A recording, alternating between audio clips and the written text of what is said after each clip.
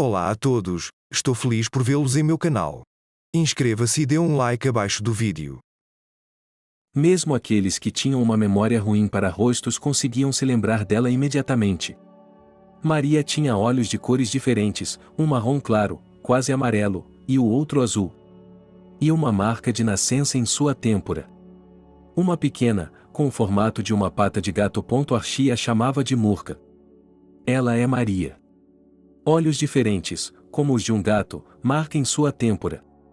É um longo caminho de Maria até Murca. Mas era assim que Zenka chamava, ninguém repetiu isso depois. Acontece que elas moravam em quintais vizinhos. Mas um pouco separadas no tempo. Apenas 10 anos. Na idade adulta, nada. Na infância e na adolescência, uma época inteira. Ela ainda era uma estudante do primário, com os cachos em tranças curtas e grossas, quando ele se formou na escola e entrou na escola de helicópteros. Ela sabia que ele sairia de casa de qualquer maneira. Em sua família, todos os homens eram militares.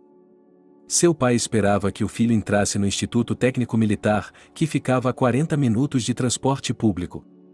E Archie queria ir para o fim do mundo, porque não podia ver seu pai bater em sua mãe. Além disso, mesmo quando Archie cresceu e foi capaz de transformar seu pai em um chifre de carneiro, sua mãe não o deixou se defender. Ela o amava com um amor louco. E não houve momento mais doce para ela do que quando seu pai ficou sóbrio e se ajoelhou para se desculpar. Archie percebeu que, mais cedo ou mais tarde, ele mataria o pai ou enlouqueceria por causa dessa vida doentia. Ele nunca mais conseguiu ler depois disso, encontrando ecos cruzados no sofrimento dos personagens e das pessoas mais próximas a ele. Depois de se formar na escola, ele conseguiu ir para o Afeganistão, pouco antes do fim do conflito. Voltou sem um único ferimento, apenas com muitos cabelos brancos. Mas ele era loiro claro e isso não era visível. Só que seu cabelo era um pouco cinza. E sua alma também. Ele foi convidado a dar aulas em sua escola de origem e aceitou. E em um vilarejo vizinho, abriram um instituto pedagógico com uma abordagem especial. Aqui você tem as tradições dos velhos tempos, a espiritualidade e a maneira. E 2 vezes por ano, bailes. Um baile de Natal no inverno, o outro em Trinity. A dança de salão era uma disciplina eletiva, mas obrigatória, no ensino médio. Praticávamos o ano todo, não importava o quanto nos saíssemos bem, não nos culpem. E você tinha de ir ao baile de acordo com o código de vestimenta, vestido até o chão e luvas, e algumas garotas também usavam leques. Você também imaginou imediatamente as garotas? E com razão, não havia muitos rapazes aqui. Bem, matemáticos, físicos. Mas entre os filólogos havia moças. Na aula de dança de salão, elas pediam ao professor: nós vamos dançar juntos no baile, não vamos? Nathalie encolhia os ombros, mas dizia: acho que o reitor pensou nisso, acho que o reitor vai pensar em alguma coisa. E o reitor teve uma ideia. Ele concordou e fez uma comissão para a escola de helicópteros, pois o militar não deveria ser apenas o bonito e grande, mas também deveria saber dançar pelo menos uma valsa. Maria, também conhecida como a futura Murca, não queria ir ao baile de jeito nenhum. Porque as moças inexperientes em vestidos antiquados não costuravam e não compravam vestidos de noite, e se agarravam ao casamento. Esse é o brilho e a purpurina, nada poderia ser melhor. Alguém pegou um vestido desses emprestado de amigos, alguém alugou, alguém comprou. Em suma, havia apenas um curso de 24 noivas, e no lugar da figura da dama de honra podia ser fixada a inscrição "o anti-tomario". Naquela época, Mary não gostava nem um pouco de se aproximar de um espelho. Rotulada, lixo, ou rotulada, realmente, javalis. Quantas vezes ela quis remover aquela maldita marca de nascença? Sua mãe a havia levado ao hospital quando ela tinha cerca de 10 anos, mas o velho dermatologista balançou a cabeça e disse: é melhor não tocar nela. E não a bronzeie e nem a traumatize de forma alguma. Minha mãe, em geral, estava ficando com manchas pretas em todo o ombro, e ela tinha medo de que isso acontecesse novamente. Ela sempre tinha medo de algum diagnóstico terrível. E ela prometeu a Mary que não tocaria no sinal que a natureza havia lhe dado, nunca, e enquanto você viver no mundo, e por mim e o que nós temos. Olhos diferentes como os de um gato, além de uma mancha preta. Do que você está falando? Maria também era pior nas aulas de dança, e, mais uma vez, mamãe insistiu para que ela fosse. Ela concordou com sua amiga, que dirigia o círculo de teatro na Casa da Cultura. E ela emprestou seu vestido. Um vestido simples, azul, de seda, até o chão. Ele foi usado por Nastenka de Omorosco quando ela passou do status de enteada chata para a noiva favorita. Estando no baile, Maria percebeu imediatamente que os noivos nem sequer olhavam em sua direção. Quando a dança começou, ela tentou se esconder atrás das costas dos professores. De lá, ela observou suas colegas de classe girando nos braços dos cadetes. E então, para fazer uma pausa, os alunos e os cadetes começaram um jogo de correio. Maria assumiu o papel de carteiro, levando bilhetes dos meninos para as meninas e vice-versa. Houve muitas risadas, as meninas às vezes coravam como suas jovens tataravós de antigamente. E Maria ficou feliz por ter sido poupada de toda essa espera pelo bilhete da decepção de ninguém ter escrito para você. E apenas um vislumbre do comandante dos cadetes, ou como eles chamam o cara que os trouxe. Ele ficou um pouco mais afastado e olhou para seus alunos de lá. Seu rosto ainda era jovem, mas seus cabelos eram grisalhos. Mas quando a valsa começou, e Maria quis novamente se esconder em seu canto silencioso e ficar invisível, ela encontrou aquele homem parado na sua frente e a convidando para dançar. A primeira coisa que ela estava pronta para dizer era: não, não, eu não danço, não, não, eu não danço, não sei dançar. Mas ao lado dela estava Nathalie, que havia agonizado com todas elas por meio ano, e Maria não ousava dizer publicamente que nunca havia aprendido nada. E ela também queria dizer ao seu pretendente que era o de madeira e que lhe daria todas as suas pernas e tudo, e mais ele tinha mãos tão fortes e a guiava com tanta segurança e simplicidade, sem nenhum daqueles giros como damas rodopiantes, que para Maria a dança parecia natural, como se ela a tivesse aprendido quando criança. Ela até quis cobrir os olhos de alívio ao dançar com ele com os olhos fechados. Que mais tarde eles descobririam que ambos eram da mesma cidade, e até mesmo de bairros vizinhos, e que se formaram na mesma escola. E eles tentariam se lembrar um do outro. Ela parecia vê-lo com outras crianças na lagoa com uma vara de pescar, e ele parecia se lembrar dela com as meninas nos balanços. Ou pulando corda. Ou talvez pulando nos clássicos. O fato de os balanços e a corda de pular estarem lá é completamente irrelevante. Mas o fato de ele ter esperado até que ela se formasse no ensino médio? E o fato de que, entre seus colegas de classe, com todas as suas paixões e conquistas, só ela sabia que, de todos os 6 bilhões ou quantas pessoas na Terra, ela havia encontrado a única pessoa para quem estava destinada. Isso era tudo o que importava. Ela foi com ele no dia seguinte à obtenção do diploma. Para uma pequena cidade cinzenta, 3/4 dela composta por casas de 1 e 2 andares. Não havia teatro ou museu, e a escola de helicópteros era a principal atração. Um ano depois, seu filho nasceu. Archie sonhava com uma filha que fosse como sua esposa, ele queria 2 murcas. Quando o menino nasceu, a parteira que o deu à luz suspirou: bem, aqui vamos nós, outra mulher solteira. O quê? Mary não entendeu. Quem? O Senhor. Seu filho crescerá e outro levará. Uma esposa. E você ficará sozinha. Então, volte para buscar sua filha. Mas Mary não veio buscar sua filha. Archie morreu. Ridículo. Um motorista novato, da escola, deu marcha ré desajeitadamente em sua van e prendeu Zênia contra a parede. Eles ainda conseguiram levá-lo ao hospital. Mas havia uma operação marcada, alguém iria fazer uma bela plástica no nariz. Nenhum dos cirurgiões conseguiu se libertar, e as enfermeiras não podiam fazer muita coisa. Os médicos chegaram quando tudo estava terminado. No entanto, mais tarde eles diriam que não havia chance desde o início. Refletindo nos espelhos da casa, Maria olhou para si mesma e pensou que Archie havia lhe deixado os cabelos brancos como herança. Agora seu cabelo era igual ao dele. E ela também lamentou que, na época, Archie não tivesse permitido que seu filho recebesse seu nome. Então, teria soado como um nome nativo na casa. Talvez tenha sido melhor que ele não o tenha feito. Dizem que não se pode ter 2 pessoas com o mesmo nome em uma família. Uma delas já teria ido embora. Se houvesse 2 Archies, ela estaria se culpando agora mesmo. O destino de Archie não era morrer no céu, mas morrer na terra. O John teria um destino diferente. Mary criou seu filho como qualquer outra mãe solteira. Tão difícil quanto possível. Mas, a cada manhã, a força para viver mais um dia vinha de algum lugar. Mary sabia que jamais se casaria novamente. Era tão impossível quanto ressuscitar Archie. Ela permaneceu na cidade onde se lembravam de seu marido e diziam que John era parecido com ele. Quando seu filho cresceu, ela foi com ele visitar sua mãe. John encontrou os meninos no quintal. A notícia se espalhou e ele lhes contou que seu pai era piloto e havia morrido. Os meninos começaram a rir dele. Não riram, mas realmente riram, como tolos. Você realmente acredita nesses contos de fadas? Seu pai o abandonou.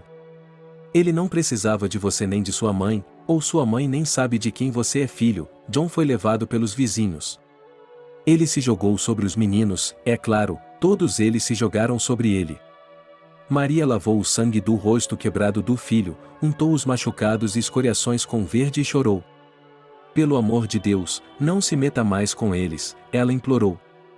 Ou alguém acidentalmente acertará você na têmpora com uma pedra, disse a avó dele, uma otimista obstinada entre aspas grandes, eles são pequenos, não serão nada, e nós perderemos você. Mas não posso ouvi-los falar assim de papai. Sobre você, papai, John estava excepcionalmente sério, e Maria olhou para os cílios dele. Eles eram longos e alongados. Como os de Archie. John não havia herdado o destino de seu pai. Zênia foi atraído para o céu, seu filho para a terra. Mais tarde, Maria pensou que o menino havia desenvolvido uma paixão por todos os tipos de pedras ou quando eles iam ao mar. Maria trabalhava na escola, pela literatura, e tinha um longo período de férias escolares. Maria pegou o filho e eles foram para algum lugar em uma cidade litorânea tranquila, fora de moda e ou não promovida. Eles não precisavam de muito. O mar, o ar quente do sul que cheirava a agulhas de pinheiro e rosas, e a companhia um do outro. Se John tivesse livre-arbítrio, ele não sairia da água. Maria percebeu que essa não era a melhor maneira de fazer isso. Banho de mar, banho de sol, tudo tinha que ser alternado. A saúde de seu filho era sua vida. Quando John era muito jovem, ela dizia a ele: sente-se na praia por um tempo. Veja como os seixos são bonitos. Veja, eles têm listras brancas, vestígios das ondas. Construa um castelo de areia e pedras. Maria não sabia que seu filho era fascinado pelo mundo das pedras. De fato, para ele, era um reino de pedra. Um conto de fadas. Era como se a cornalina e o âmbar tivessem chegado sozinhos às mãos de Juan. Quando aprendeu a nadar e a mergulhar bem, ele conseguiu mergulhar em busca de uma pedra que o atraía do fundo das profundezas. Na escola, quando os meninos iam acampar, a mochila de John pesava muito mais do que a dos outros quando eles voltavam. Mary gostava de sentar-se ao lado de John durante as tardes, quando o filho lhe mostrava os vestígios de conchas antigas, em pedras de aparência desagradável, quartzo claro e outras curiosidades que ele conseguia encontrar. E, assim como seu pai, John não teve dúvidas após o ensino médio, este para o céu, este para as profundezas. Geologia e somente geologia. E com uma verdadeira paixão, John começou a praticar espeleologia para estudar cavernas. No início, isso deixou Maria horrorizada. Parecia-lhe que seu filho estava se arriscando incrivelmente ao rastejar para dentro das abóbadas de pedra acima de sua cabeça. Toda vez que ele entrava nas cavernas com seus companheiros, era como se estivessem jogando um jogo de O Aprisionado Vivo. Não lhe ocorreu que John não era mais um garoto alto e bonito, apaixonado por suas cavernas como outros se apaixonam por uma mulher. Ele voltava da escola para casa no verão e de férias no inverno. E quase sempre com um de seus amigos. O apartamento estava ficando alegre e barulhento. Maria ficou ao lado do fogão, parecia-lhe que os jovens estavam sempre com fome. O que eles comem lá, no quarto deles? Ela gostaria que eles comessem em casa o tempo todo. E, à noite, eles apagavam as luzes do quarto e assistiam a slides. Eles capturavam momentos das viagens subterrâneas. Corredores enormes e escaninhos estreitos, estalactites e estalagmites, vagalumes nas paredes que transformavam as cavernas em lagos e rios subterrâneos semelhantes a galáxias. E Marie teve que aceitar esse mundo hipnotizante. E isso cativou seu filho para sempre. Quando as paredes frias o apertam por todos os lados. Não fique triste. A lei da terra testa todo mundo. A escuridão, a aglomeração, os rios barulhentos e o silêncio, e a beleza da terra e o muro impenetrável. E se você já experimentou tudo isso, se não tiver perdido sua força, se não tiver perdido sua coragem, a escuridão o reconhecerá. É o frio das profundezas não confiáveis. Naquele ano, meu filho trouxe uma garota, Júlia. Uma abelha discreta, que parecia ser sua companheira nessas buscas. Mary via seu filho menos do que o normal, e ela estava tão ansiosa para ver John. Cada dia com ele era precioso para ela. Mas agora seu filho saía com Júlia pela manhã. Depois, para lhe mostrar a cidade, depois para algum resort próximo, depois apenas para o cinema ou para um café. E Maria chorava até dormir à noite. Os jovens tomavam chá na cozinha até a meia-noite, os meninos riam, e Maria virava o travesseiro para que, sob sua bochecha, ele ficasse seco, não molhado de lágrimas. E ela se lembrava daquelas palavras, agora quase esquecidas, da parteira: aqui está outra mulher sozinha. Era impossível interferir com o filho que tinha sua própria vida, mas ainda assim, quando John disse que não viria para as férias de inverno e que iria em outra excursão, em algum lugar nas próximas cavernas, Maria apenas perguntou, escondendo o ciúme, com a Júlia. Vamos em um grupo inteiro, e Maria pensou então que sua dor estava no limite do possível. Quase o mesmo que quando ela perdeu o marido. Agora seu filho estava partindo para sua própria vida. E então ela recebeu o telefonema do desastre.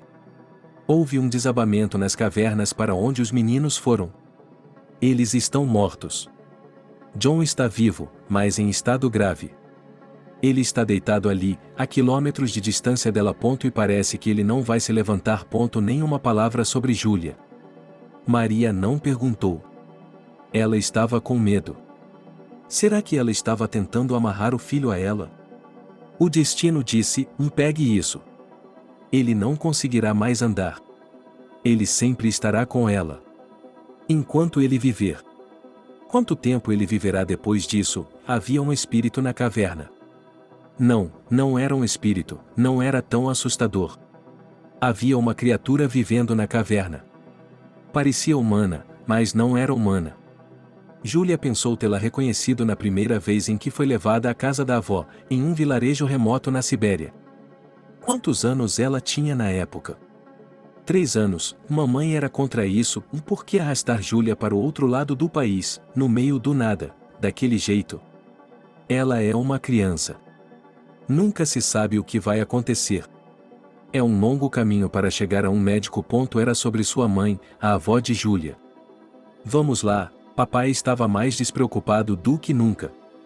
Ela é uma garota durona. Mas que viagem, que experiência, e havia um trem e alguns dias de viagem. Uma pequena boneca de borracha cujas fantasias Júlia havia colocado em caixas de fósforos. A prateleira de cima, a paisagem flutuando do lado de fora da janela, o travesseiro balançando e os sonhos especiais quando você cai de um sonho para outro. Júlia nunca mais dormiu tão profundamente quanto durante a viagem. Então, ano após ano, seus pais a levavam para a casa da avó e, por vários dias, eles desfrutavam de um ar tão puro que a deixava tonta. Eles foram para o rio, mas a água era fria, não dos mares do sul. Tentaram colher cogumelos, mas ficaram terrivelmente confusos sobre quais eram comestíveis e quais eram venenosos, desistiram e voltaram para a vida na cidade, prometendo a Júlia que viriam buscá-la no final do verão. A vovó Leslie não tirou o pó de sua neta da cidade, não tentou agradá-la. Júlia imediatamente se juntou a um grupo de colegas que brincavam nas ruas do vilarejo. E, depois de correr o dia todo, ela comeu avidamente, como um filhote de lobo, mingau, ensopado de cogumelos e bolos de batata, toda aquela comida simples da avó. Quando ficou mais velha, ela até aprendeu com a avó a fazer pirulitos transparentes em palitos, aquele doce de 1 centavo tão amado por crianças de todas as idades. Mas Júlia, quase desde o início, começou a perceber que a vida nesse vilarejo era diferente da vida normal das outras crianças dos vilarejos, na casa de suas avós. Em primeiro lugar, a floresta ao redor era tão densa e se estendia por distâncias tão grandes que todos, crianças e adultos, entendiam que era impossível brincar com ela. Não era difícil se perder na taiga e, quando estava frio, era possível congelar em questão de horas. Aqui você poderia cair em um dos rios, não muito largo, mas muito profundo, com margens íngremes e uma correnteza rápida. Você não pode sair sem ajuda. E mesmo com ajuda, não há como saber como isso vai acabar.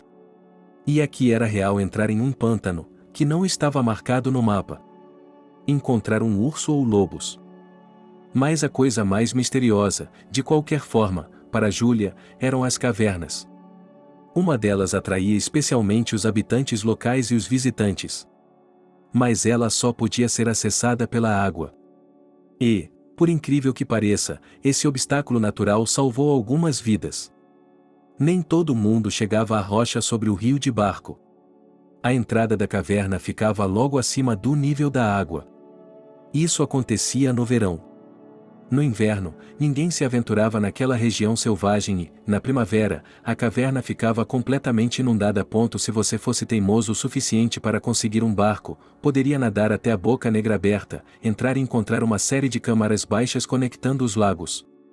Imagine uma espécie de contas de cabeça para baixo, onde, em vez de contas, havia apenas contas vazias.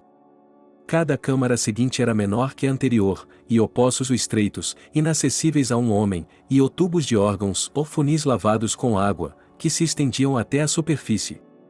Havia também algumas estalactites, mas elas não eram particularmente pitorescas e não vale a pena falar sobre elas. Mas na sexta e penúltima câmara, um lago subterrâneo o aguardava.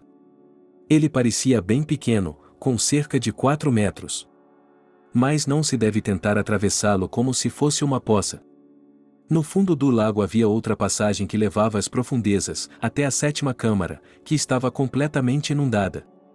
E era lá que, de acordo com as lendas locais, o tesouro estava guardado. Uma vez que os espeleólogos chegaram aqui, tentaram chegar à sétima caverna com mergulho, mas foram torturados e decidiram não arriscar uma passagem longa e estreita demais, pois é fácil ficar preso nela, a água é turva e muito perigosa. E é improvável que haja algo interessante lá, eles contaram aos rapazes locais, que os convidaram com entusiasmo e, assim, esperavam que pelo menos alguém conseguisse penetrar na Ossete. Os espeleólogos não acreditavam em lendas sobre tesouros. Sim, um deles, Jack, disse com ceticismo de onde eles viriam. Antigamente não havia TV nem internet, então as pessoas inventaram uma ocupação, caça ao tesouro. O que há de errado? Não é ruim ficar rico de graça. Onde eu moro, também temos muitas coisas no rio, quero dizer. E os alienígenas esconderam uma geomáquina nas montanhas Shigulev. Coisa legal, ela pode transportá-lo para outras galáxias. E há uma caverna de gelo em algum lugar, onde os mamutes estão congelados. E uma antiga ameba está debaixo de um rio, e dentro dela há uma passagem subterrânea de uma margem à outra. Ouça! Os habitantes locais ficaram muito desapontados. Os espeleólogos foram embora e, no verão seguinte, Harry ainda mergulhou no fundo do cesto e, inesperadamente para todos, retirou uma peça de joalheria antiga. 4 pingentes de rubi em uma corrente de ouro. Como ele os conseguiu, só Deus sabe. O fato de ser ouro e pedras de verdade, e não um pedaço de lixo, foi confirmado. Aparentemente, os pingentes foram levados para o museu da cidade, mas ninguém os viu em exposição. Eles desapareceram. Bem, e, é claro, a descoberta de Harry deu início, por um curto período, a uma verdadeira peregrinação subaquática. Quando todos esperavam encontrar algo no fundo do mar e talvez até mesmo chegar aos 7. Mas algumas semanas depois, o que era inevitável com essa abordagem aconteceu e Mickey se afogou, preso em algo na passagem subterrânea, e ao mesmo tempo subaquática. E, desde então, embora Mickey estivesse enterrado há muito tempo, outras pessoas tinham medo de mergulhar nesse lugar. Nasceu uma nova lenda segundo a qual o tesouro agora era guardado por um homem afogado. Dizem que ele está morto e matará outras pessoas. Quanto ao tesouro, ele foi atribuído a ladrões locais ou àqueles astutos que esconderam algumas das joias da família real que viajam pelo mundo. A avó de Leslie era indulgente com relação à caverna. Certa vez, ela disse a Júlia, olhando para a neta por cima dos óculos: "Bem, você é uma garota esperta, não quer ir até lá?" Júlia balançou a cabeça, o que significava ou não, é claro, e foi o fim da conversa. Mas aqui está outra. Então a garota brilhou intensamente. Pela primeira vez, ela viu a avó Anastasia assustada. Isso aconteceu quando os meninos foram buscar frutas silvestres. Eles eram acompanhados por 2 castigos invariáveis dos pais: e não entrar nos pântanos e não olhar debaixo dos pés. Cobras, você sabe. As crianças haviam se afastado demais, mas esse não era o motivo dos problemas de Júlia. Quando todos perceberam que já estavam cansados e que levariam várias horas para chegar em casa, decidiram fazer uma pausa. Era de se perguntar se uma garota da cidade era mais inquieta e resistente do que os meninos do vilarejo. 3 meninas e 2 meninos se acomodaram para descansar na margem do rio, em uma pequena praia de areia improvisada. Ali foi possível tomar banho, com a água fria lavando o cansaço, e fazer um lanche. Depois, os meninos se deitaram, com os olhos fechados, expondo o rosto ao sol. Júlia estava interessada no rio, que se curvava aqui e ali. O que é na próxima esquina? Júlia saiu sem dizer uma palavra a ninguém e foi embora tão rápida e silenciosamente que ninguém percebeu. A garota caminhou ao longo da margem estreita, virando ali, depois aqui, e logo a faixa da margem quase desapareceu, o penhasco e, além dele, o rio, e Júlia queria voltar. E então ela notou que, um pouco mais adiante na margem, havia uma árvore murcha, que lembrava um homem levantando as mãos para o céu. E logo atrás dessa árvore, a entrada da caverna era baixa e estreita, mais parecida com uma fenda, meio coberta de grama. Júlia tomou uma decisão. Ela se aproximou, afastou a grama e ficou na soleira. O sol aquecia suas costas, e a escuridão à frente exalava frio, umidade e até mesmo um tipo de vento vindo das profundezas. A escuridão era espessa, densa, como um ser vivo. E Júlia não tinha lanterna, nem mesmo um fósforo. E então a garota ouviu os meninos chamando por ela, e as vozes eram assustadoras. Júlia entendeu perfeitamente o motivo. Ela é pequena, é uma garota da cidade, não é nem mesmo uma ervilha, mas uma semente de papoula nessa floresta. Se ela se perder... Então, ela reagiu imediatamente gritando o mais alto que podia e correu de volta para os meninos. Eles chamaram uns aos outros quando ela chegou. Mas quando Júlia retornou, todos estavam em cima dela ao mesmo tempo. As expressões mais brandas foram que ela era uma boba empalhada e que ninguém jamais a aceitaria de volta com eles. Ela tentou se justificar falando sobre a caverna, mas ninguém lhe deu ouvidos. No caminho de volta, a garota mais velha, Nancy, a conduziu desafiadoramente pela mão, mas nenhum dos rapazes queria falar com Júlia. Boicote, todos eles entendiam. E, é claro, em casa, Júlia não pôde deixar de contar tudo isso para sua avó. O principal era o ressentimento contra os meninos, e a menina chorava. Mas ela também não se esqueceu da caverna e da árvore com os galhos erguidos. Leslie, atônita, agarrou a neta pelos ombros e a sacudiu de tal forma que a cabeça de Júlia tremeu. Nunca mais. Não vá lá de novo. Não chegue perto daquele lugar. Nunca. Melhor cobras e ursos, que Deus me perdoe. Vovó, disse uma Júlia surpresa, seus próprios olhos estão brilhando como os de um lobo agora. É por causa do medo. E do choro, e a avó soltou Júlia e se sentou, apoiando-se no braço para esconder o rosto da neta. Mas Júlia percebeu que ela estava chorando de verdade. A menina imediatamente esqueceu tudo, subiu no colo da avó e tentou forçar as mãos dela para longe de seu rosto. Júlia, saia daí, meus joelhos estão doendo. Diga-me, do que você tem tanto medo? Exigiu Júlia. Você não entenderia. Não acredita em mim? Eu vou entender. E então a vovó cedeu e contou o que era realmente um conto de fadas aterrorizante. Talvez os outros não soubessem. Mas a família da vovó sempre viveu nesses lugares. Bisavós e bisavós, e seus bisavós e bisavós. Ninguém de sua família se lembrava de outros lugares ou de ter deixado esses lugares. A mãe de Júlia foi a primeira a sair daqui. E assim, todos esses bisavós, tataravós e tataravós sabiam que essa caverna, como uma bola, se estendia muito, muito abaixo da terra. Ninguém jamais chegou ao fim dela. Pois há penhascos, deslizamentos de rochas e riachos subterrâneos no caminho. A sexta e a sétima cavernas são uma caixa de areia para crianças comparadas a esta. Mas se você chegar ao final, verá fogo. O fogo é aceso se uma alma viva aparecer nas profundezas do ponto de partida. Sua chama branca se ergue por uma razão. Enquanto ela queima, os vivos podem conversar com os mortos. Os ancestrais não apenas acreditavam no fogo sagrado, mas o consideravam tão confiável quanto o fato de que o sol nasce pela manhã e que, depois do inverno, vem a primavera. Mas ninguém jamais havia tentado alcançar as profundezas ocultas. Esse é um caminho para os especiais, para os heróis, não para os meros mortais, e então uma das mulheres decidiu entrar. Ninguém mais se lembra de seu nome. Ela era uma viúva. Seu único filho havia sido roubado, talvez perdido na taiga. E a mãe correu para a caverna, naquele desespero em que você só quer se matar. Mas isso é um pecado, e deve ser feito por outra pessoa. A mulher tinha certeza de que seu filho não estava mais vivo e queria falar com ele mais uma vez antes de morrer, se lhe fosse permitido fazê-lo lá de cima. Ninguém duvidava que a mulher não sairia da caverna. Mas o tempo passou, talvez 1 ano, talvez 2, e os caçadores notaram à entrada uma figura alta vestida com trapos pretos, restos de um vestido de luto. O cabelo da mulher também era preto, longo e emaranhado.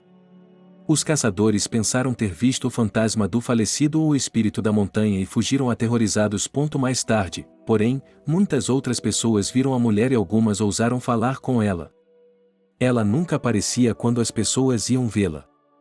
E então ela ficava novamente na entrada da caverna e olhava para a luz, a qual já devia estar acostumada há muito tempo. Como foi possível que a mulher agora fosse capaz de conjurar? Ela se inclinou para um homem idoso, perdido e cansado da fome e de um ferimento de caça. Ela se inclinou e sussurrou algo para ele, e o velho repetiu que não havia sonhado com aquilo, com seus cabelos negros e duros tocando seu rosto. Ela se levantou e encontrou forças para alcançar os homens. A partir de então, passaram a chamá-la menos de bruxa e mais de mulher negra. As pessoas a procuravam quando estavam desesperadas para se curar de qualquer outra forma, ou quando estavam tão doentes com angústia mental que a vida parecia sem graça. Nem sempre era possível vê-la, e ninguém a procurava nas profundezas de uma caverna, mas quando a mulher negra aparecia, ela ajudava. E as pessoas viviam muito tempo depois que ela falava suas palavras sobre elas. As pessoas tentavam agradecê-la. Alguns lhe traziam roupas, outros um cinto com bordados coloridos, uma faca ou comida. Mas ninguém lhe dava nada de mão em mão. Ela só se aproximava daqueles que estavam no limiar da morte, cuja alma já estava flutuando entre os mundos. As pessoas deixavam suas oferendas sobre a grande pedra. Às vezes, elas desapareciam no dia seguinte, às vezes ficavam lá por muito tempo e depois alguém as levava embora. Mas os anos se passaram e todos perceberam que a feiticeira, se ainda fosse de carne e osso, inevitavelmente envelheceria e iria para o mundo das sombras. E então uma mulher lhe trouxe uma criança. Sua filhinha, que uma cigana visitante havia dado à luz, e ela havia sofrido muita vergonha. Leve minha filha embora, ela implorou, ninguém precisa da minha filha, ela é uma pária. Deixe que isso lhe aconteça com o tempo e continue fazendo boas obras. Mais tarde, a pobre mulher contou que essa foi a única vez que a mulher negra apareceu e tirou a criança de suas mãos. Mas foi depois disso que as coisas terríveis começaram. Vovó, Júlia estava prestes a implorar, conte-me o que aconteceu depois. Não é a melhor noite para falar sobre isso, Leslie disse com firmeza, amanhã. Eu vou me recompor e lhe contar. Mas prometa-me que nunca mais chegará perto daquele lugar. Você esquecerá que ele existiu. Vovó, onde está a bruxa? Leslie estava fazendo almôndegas. Ela sempre fazia muitas de uma vez, por precaução. E Júlia podia ajudar. Ela tinha aprendido a colocar carne moída suficiente para uma colher de chá. E ela costumava colocar tanto recheio que o recheio não cabia em um círculo de massa, e você tinha que adicionar mais um, e mais um. Eram bolinhos Golias. Mas agora as tábuas já estão cheias de bolinhos bonitinhos, no fogo, em uma panela de água fervente, cheirando a folhas de louro. Logo eles se sentam para comer, e a avó fica em silêncio. Ela desenrola a última salsicha de massa. Júlia se contorce em sua cadeira. Leslie suspirou. E, aparentemente, decidiu terminar tudo e não retomar a conversa. Naqueles lugares, e não muito longe da caverna, e eles começaram a encontrar restos de animais brutalizados. Desculpe-me. Não aconteciam com muita frequência, ou talvez as pessoas nem sempre os notassem. Bem, a natureza é cruel. A única coisa surpreendente era que nenhum predador de grande porte jamais havia sido visto por aqui. Com o passar do tempo, a Old Witch nunca mais foi vista. Ela não apareceu no ano passado nem no ano seguinte. Bem, tudo tem seu tempo, e talvez ela tenha ido para o mundo das sombras, com o qual ela mantinha relações amistosas há muito tempo, e agora tenha se tornado parte desse mundo. Mas havia alguém na caverna. E as pessoas, quando iam até lá para pedir coisas, agora levavam um sacrifício com elas. Você ainda não sabe, mas isso costumava ser comum em muitas religiões. Você tinha que levar algo com você, até mesmo um galo vivo. Porque a nova senhora da caverna acreditava que os desejos das pessoas só se realizavam quando não apenas as palavras misteriosas que ela dizia, mas também o sangue. Ou talvez a senhora estivesse com fome. E ela precisava não apenas de comida, mas também da morte de um ser vivo, o espírito da morte. Isso alimentou. Tudo isso foi há muito tempo, e eu só sei pelas histórias daqueles que as ouviram e de geração em geração. Dizem que se você entrar nessa caverna, poderá ver os corpos não apenas de animais, mas também de pessoas. E todos eles estão secos, como se tivessem sido sugados por uma aranha gigante. E esse lugar tem sua própria música. A harpa eólica toca suas cordas ao vento, o vento toca sua melodia. E aqui o vento também toca, só que não com cordas, mas com ossos secos tão velhos quanto o fogo branco. É um véu, e ninguém passa por ele sem enlouquecer. Conheço apenas uma mulher que já se aventurou na caverna em toda a minha vida. Observe que somente mulheres que perderam seus filhos ou entes queridos entraram. Ninguém sabe se ela conseguiu ver alguma coisa, se seu desejo de falar com o falecido foi atendido. Mas estava claro para todos que ela era louca. Isso aconteceu antes de sua mãe nascer. Ela foi levada para um hospital psiquiátrico e nunca mais voltou. Desde então, nada. Ninguém sabe o que se passa em seu interior. Talvez os guardiões da chama se revezem. Quando um envelhece, outro toma seu lugar. Ou talvez o último tenha se tornado uma criatura selvagem e viva para caçar. Quem dirá que aqueles que ainda se lembram de toda a história têm apenas um motivo para se alegrar? A caverna fica tão distante que é quase invisível aos olhos de quem está de fora. O único sinal de identificação é uma árvore com braços ramificados. Parece que ela sempre esteve seca, de acordo com o que todos que foram à caverna me disseram. É um carvalho, e os carvalhos vivem centenas de anos. A caverna está escondida na floresta, e há muito pouca chance de alguém encontrá-la e entrar nela. Mas até onde você e os meninos foram daquela vez? Está vendo agora por que eu estava tão assustada? Um arrepio percorreu a espinha de Júlia. E eles não falaram mais sobre isso. Mas agora a menina sabia que na floresta, não tão longe de sua aldeia, a meio-dia de caminhada, em algum lugar nas profundezas da caverna, vive alguém que pode ser uma mulher, ou talvez algum tipo de criatura que conecta os vivos com os mortos, mas que cobra um preço terrível por isso. Mais tarde, Júlia começou a sentir como se sempre tivesse sabido. Ela não escolheu o departamento de geologia porque estava interessada nos mistérios da Terra. Ela seguiu Nathalie, se é que podemos chamá-la assim. Ela tinha uma amiga no ensino médio, Nathalie, a quem Júlia admirava com olhos arregalados, a seguia e nunca imaginou que depois do ensino médio elas se separariam e seguiriam caminhos diferentes. Nathalie, na opinião de Júlia, podia fazer qualquer coisa. Ela também tinha raízes camponesas e mãos de ouro. Quando ia para a casa da avó no verão, ela não apenas ajudava com as tarefas tradicionais das mulheres na casa, no jardim, no curral, mas fazia qualquer coisa. Ela colocava o fogão no fogo, ajudava a colocar o telhado de volta, cavava o porão. E ela fazia tudo. De volta à cidade, Nathalie foi para o clube de equitação, juntou-se aos mágicos de rua por um tempo e aprendeu todos os tipos de truques com eles. Ela nunca perdia nas cartas, tocava violão e cantava melhor do que qualquer outra pessoa que Júlia conhecia, sabia como fazer um vestido de baile e conseguia virar a cabeça de qualquer príncipe. Então, ela cuspiu em seu reino e seguiu Nathalie para passear pelas cidades e vilarejos com alguns magos ou bobos da corte. Nathalie escolheu geologia, uma profissão masculina em geral. Ela não tinha medo da vida em expedições, a sede de aventura dominava, e encaixar a alma rebelde de Natasha em uma vida humana comum era como tentar colocar o mar em uma xícara. E então, de alguma forma, o clube de espeleologia se juntou aos seus estudos. E havia as cavernas Sugoma, de mármore, que lembrava a Rainha da Neve, e a caverna Skys, com suas paredes onduladas e piso espelhado. Exatamente aqui trabalhava a imaginação do grande Jônio Gaudí. E havia John, que gradualmente se tornou mais importante para Júlia e mais querido e próximo até mesmo de Natasha. Nathalie tinha seu próprio destino. A negra Nathalie encantava sem nenhuma dificuldade um dos lendários espeleólogos de seu clube, e planejava suas viagens no formato eu e ele, lembrando-se de Júlia apenas nos momentos em que a amiga se dirigia a ela. Mas John e Júlia só se entendiam meio a contragosto. Eles moravam no mesmo andar da residência, e o tempo passava tão rápido que o dia se misturava com a noite enquanto eles sonhavam, discutiam, se perguntavam e faziam planos. E se lhes fosse pedido que encontrassem uma comparação para a própria vida, provavelmente diriam que é uma enorme caverna de beleza fabulosa. Você fica de cabeça para trás e não encontra palavras. E essa sede pela vida e esse prazer por ela também era o que os unia. Mas Júlia nunca havia contado a John o pior conto de fadas que já ouvirá em sua vida, ou talvez nem fosse um conto de fadas. Tampouco havia contado para os outros, mas aqui com os outros ela temia que eles rissem dela. Quanto a John, Júlia tinha bons motivos para ficar calada.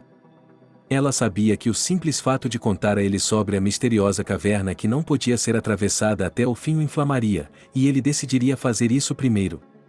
E não descansaria enquanto não entendesse o mistério que aquele lugar escondia. E esse mistério era a morte. Júlia sabia com certeza. Eles ainda tinham tempo para visitar a caverna de Orena, para se deixarem embalar pelo poder da natureza e se sentirem exatamente como se estivessem em outro planeta. Para admirar as habilidosas esculturas de argila criadas por aqueles que estiveram aqui antes deles.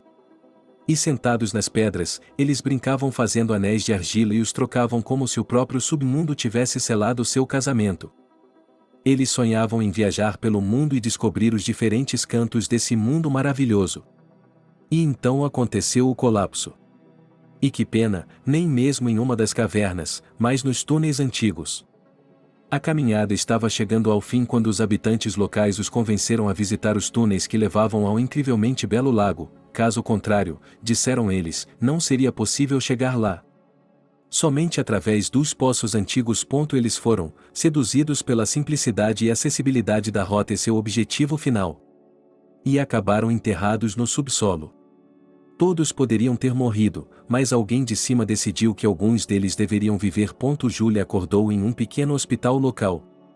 Uma fratura exposta no braço, uma concussão, e os médicos estavam lhe contando o que havia acontecido, descrevendo os ferimentos, mas ela não entendia muito bem. Sua cabeça doía tanto que Júlia desejou que tudo acabasse logo.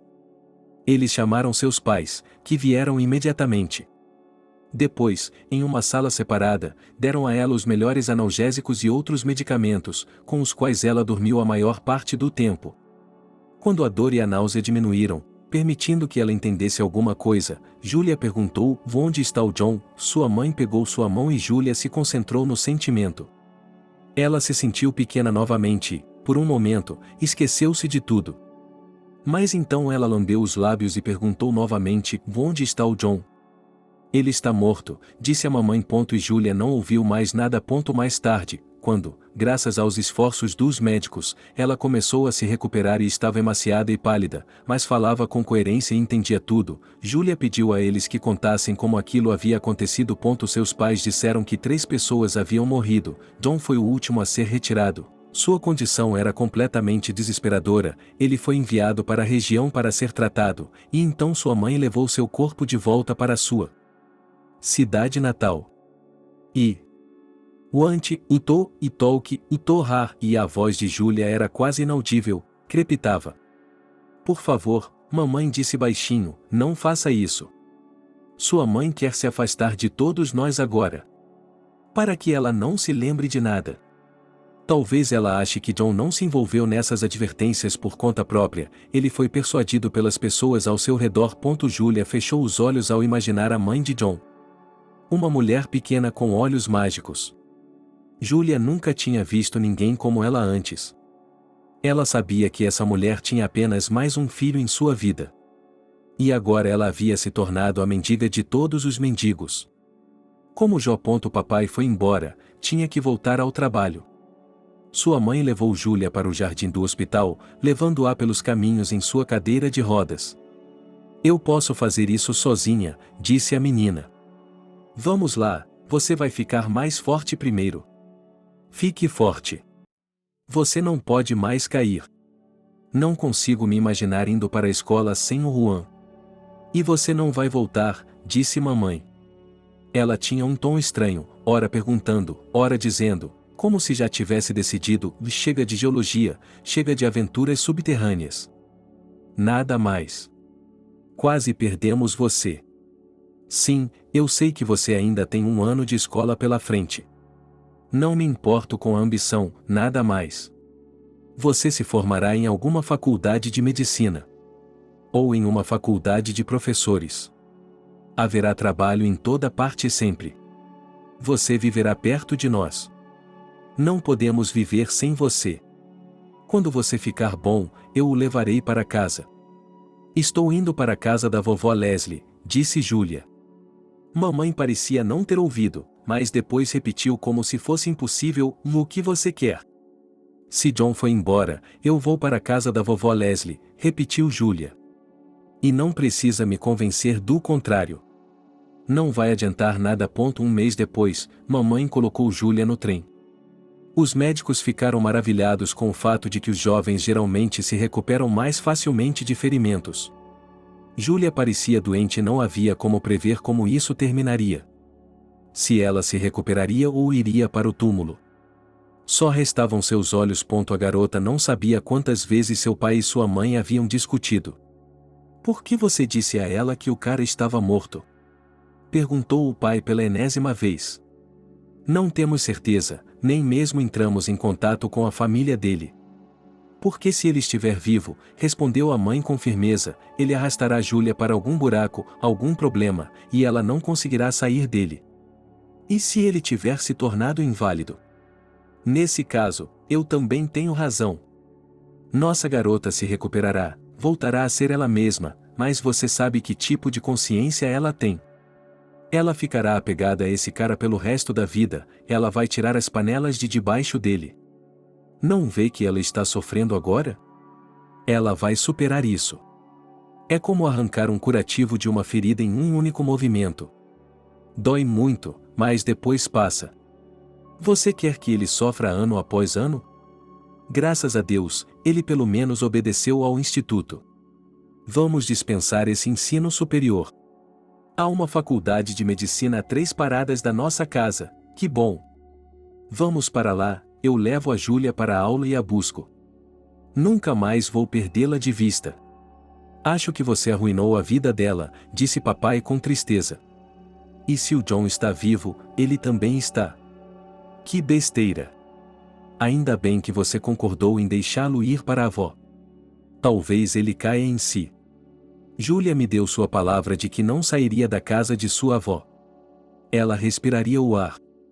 E aquelas bagas siberianas, ervas. Minha mãe entende tudo isso muito bem. Ela fará com que Julia se recupere.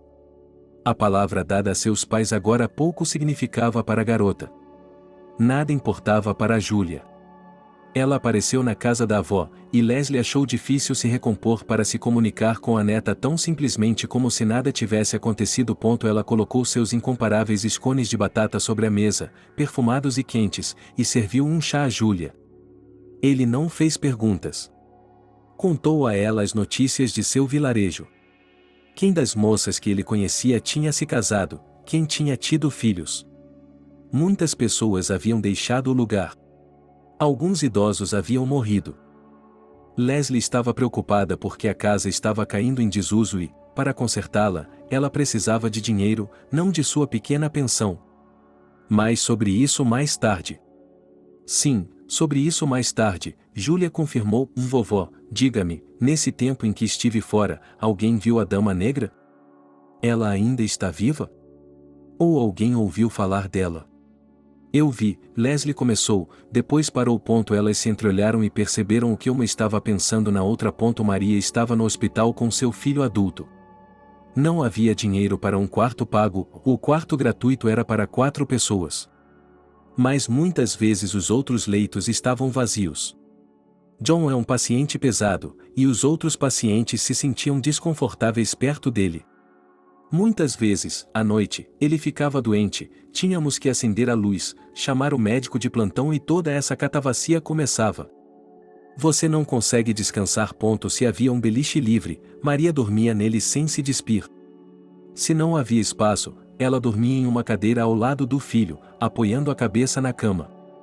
Às vezes, depois da meia-noite, as enfermeiras a deixavam dormir em uma cama na sala de tratamento. Maria não era expulsa, ela fazia o trabalho sujo de cuidar de John, lavando-o, virando-o, trocando seus lençóis, tirando seu pato. Se necessário, ela ajudava outras pessoas doentes. Seu maior medo era que chegasse o dia em que lhe dissessem, vá embora. Ela se lembrava de ter sido internada no hospital sozinha quando criança, sem seus pais. Foi triste e solitário. Mas com John é pior, dele morrerá se ela não estiver lá. Seu filho vive de seus cuidados e de sua energia, que ela dá a ele por completo, deixando para si mesma apenas o suficiente para respirar. O que os médicos menos gostaram foi o fato de a febre de John não baixar. No início, eles disseram que não é de se admirar. Ele não tem mais nada. Mas, com o passar do tempo, a febre não diminuiu. O prognóstico tornou-se cada vez menos promissor. Com os outros pacientes e seus cuidadores, Maria se comunicava principalmente no corredor, na janela, onde a dispensadora enchia os pratos. Ela alimentava Maria sem dizer uma palavra, e a comida sempre ficava no hospital. Mas fazer com que John comesse um pouco era um desafio. Em um dia, um menino saudável e bonito. Em poucas semanas, ele estava mais magro, com o nariz pontudo e músculos fundidos. John não tinha forças nem mesmo para segurar o braço ou pegar um termômetro. Com os parentes dos pacientes pesados, Maria sentiu a mesma coisa. Tanto a dela quanto a deles, tudo estava em jogo. Mas, mais cedo ou mais tarde, os outros pacientes começaram a se recuperar, mas John não. E as lágrimas vieram aos olhos de Maria. Pela primeira vez em anos, ela sentiu uma pontada de saudade do marido. Pior do que quando ele morreu. Naquela ocasião, ela ficou atônita. Ela não entendia nada. Agora ela queria mais do que tudo ir ao cemitério, sentar-se em um banco. Uivar a plenos pulmões. Então, talvez Archie ouvisse e fizesse algo para garantir que seu filho vivesse. Ela acreditava que seu marido, que estava em outros mundos, tinha mais poder do que ela. John estava confuso dia e noite. Instintivamente, ele tinha medo do escuro e, às vezes, ficava deitado com os olhos abertos até o amanhecer. Mary temia adormecer, nem que fosse por um momento. Enquanto ela pudesse conversar com o filho, seria como um presente dos céus. Mas e se ele fosse embora em breve? O hospital se tornou o lar de Maria. Por causa da terrível tensão nervosa, ela começou a fumar. E muitas vezes, à noite, ela descia ao primeiro andar e ficava na entrada, onde as ambulâncias o traziam as pessoas. Ela já sabia qual dos 2 chuveiros do banheiro funcionava melhor. Aprendeu a abrir e fechar a porta da pequena varanda no final do corredor, um verdadeiro ninho de andorinhas. Mas, em um dia ensolarado, era um prazer sair por alguns minutos e ficar olhando a floresta e o rio atrás. O hospital também tinha uma espécie de jardim de inverno. Havia algumas palmeiras em banheiras na sala de recreação e uma poltrona macia encostada na parede atrás delas. Cochilar aqui por meia hora, se John estivesse bem, era um verdadeiro prazer. Às vezes, os pacientes do 5º andar entravam na ala de trauma.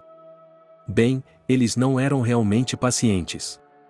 O 5º andar era para cirurgias estéticas. Eram só mulheres. As mulheres geralmente iam em duplas, discutindo quem estava feliz com o novo formato do nariz ou das orelhas e quem não estava feliz com o resultado. Certa vez, um dos pacientes, mais ou menos da idade de Masha, tentou dar em cima dela.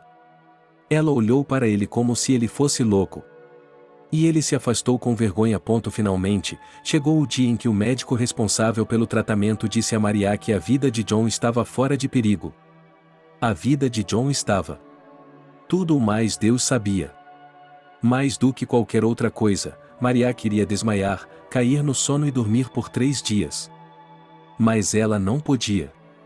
Seu filho exigia os mesmos cuidados meticulosos de antes. Mesmo assim, Maria decidiu se dar uma folga por uma noite.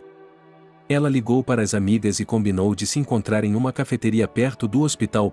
Maria tinha 2 amigas íntimas, Bárbara e Angélica. Maria se lembrou da frase de Varina: em qualquer situação incerta, faça uma sopa e ame a si mesmo. Sua amiga levou a pior. Crianças fracas, elas tinham as fichas mais grossas na policlínica. Pais que ficavam doentes um após o outro. Um marido que se contentava em ser o segundo violino da família, cumprindo as ordens de Bárbara. E, se ele quisesse, não se levantaria do sofá.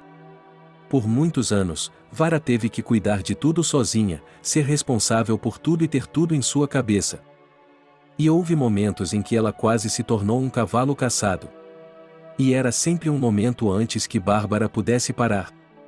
Era como se ela se afastasse e deixasse a vida fluir em uma correnteza. Bárbara se aproximava do fogão. E ela tomava seu tempo, entregando-se à tarefa que tinha em mãos, e fazia a sopa. Cada vez sem uma receita, improvisando. Ela refogava os legumes, colocava-os no caldo dourado e perfumado, fazia macarrão caseiro, cortava as ervas finamente. E na primeira tigela, ela se encheu e comeu por um longo tempo, saboreando cada colherada. A sopa não deve ser cozida apenas com água, mas com amor, ela dizia. Se alguém estivesse por perto, se juntasse a ela à mesa e se maravilhasse com o sabor. E então Bárbara pegava um livro. Exatamente um livro da estante. Sem internet. Apenas o farfalhar das páginas. Nenhum mundo do lado de fora da janela, apenas um travesseiro macio, a luz aconchegante do abajure, em vez da realidade, sonhos e devaneios.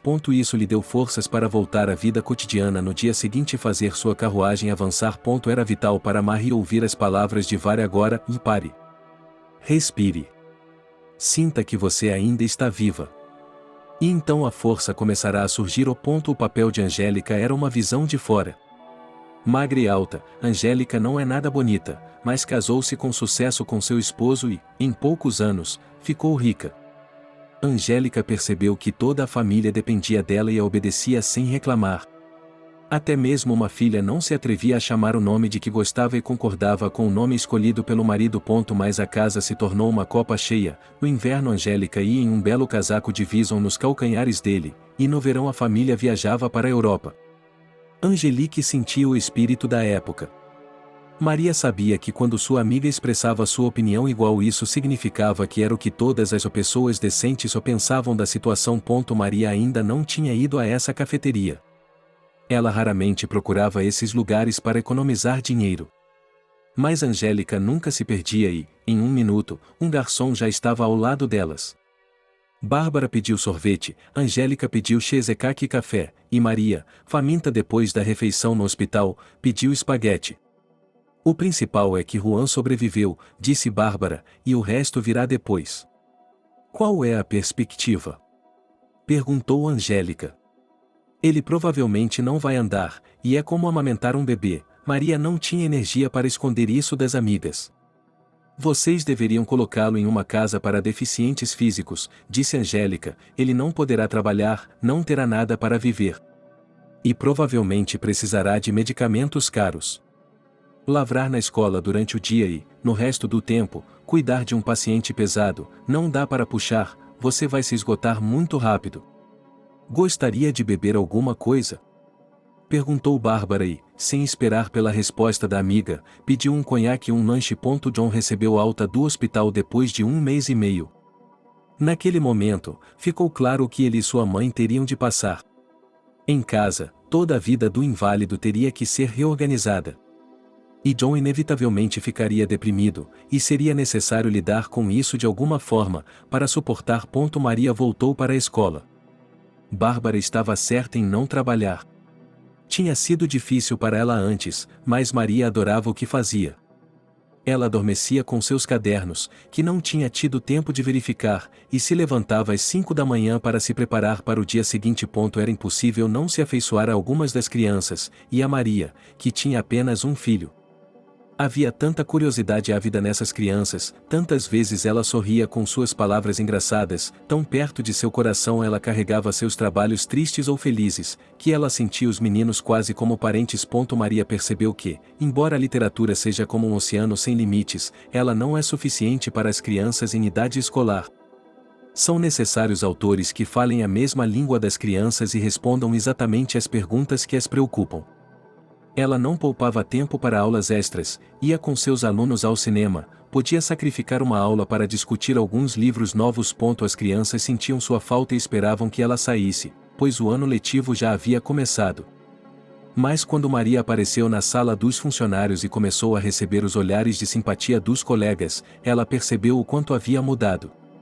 Ela ficou em frente a um grande espelho pendurado na parede, começou a pintar os lábios e viu um rosto cinzento e abatido, com os olhos arregalados. Aqui nós coletamos dinheiro. A diretora se aproximou dele com notas nas mãos, para remédios, fraldas, para o que for necessário. Só um pouquinho. E não faz muito tempo, todos admiravam John, olhavam as fotos que Maria havia trazido e invejavam o fato de ela ter um filho assim. Bonito, atlético, inteligente. Para as fraldas, Maria assentiu, escondeu o dinheiro na bolsa e seus olhos se encheram de lágrimas. Ainda mais imediata foi a reação das crianças.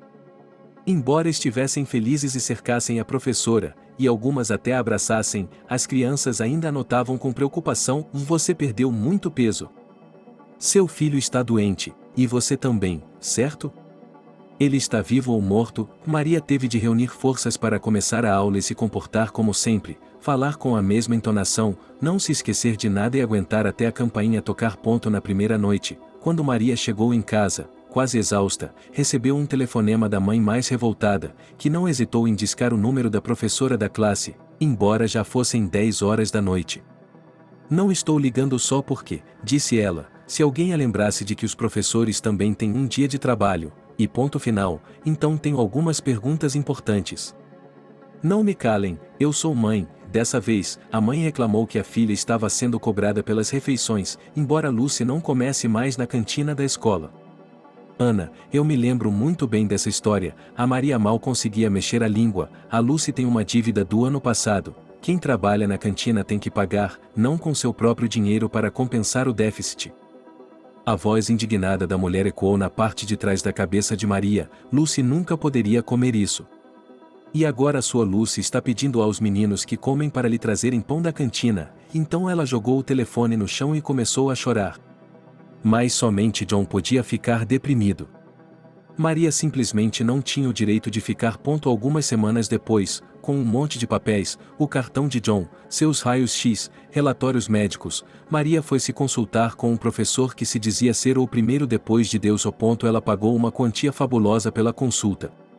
E havia pessoas na fila para a consulta que haviam pago a mesma quantia de dinheiro.